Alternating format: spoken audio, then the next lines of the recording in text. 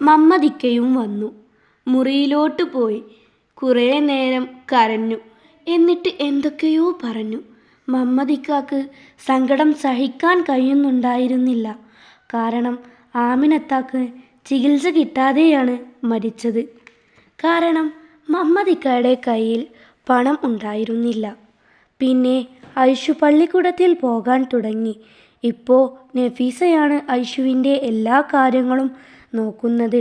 പഠിപ്പിക്കുക, ഭക്ഷണം വാരിക്കൊടുക്കുക, പള്ളിക്കൂടത്തിലേക്ക് എത്തിക്കുക, കൊണ്ടുവരിക, അങ്ങനെ പലതും. ഞാൻ എന്നിട്ട് നഫീസയോട് ചോദിച്ചു, എന്താ നഫീസ, നീ ഇപ്പോൾ സന്തോഷവതിയല്ലേ? അവൾ മറുപടി പറഞ്ഞു, അല്ല എന്നായിരുന്നു. കാരണം അവൾ പറഞ്ഞത്, ഐഷു സങ്കടപ്പെട്ടിരിക്കുമ്പോൾ ഞാൻ എങ്ങനെയാണ് സന്തോഷിക്കുക?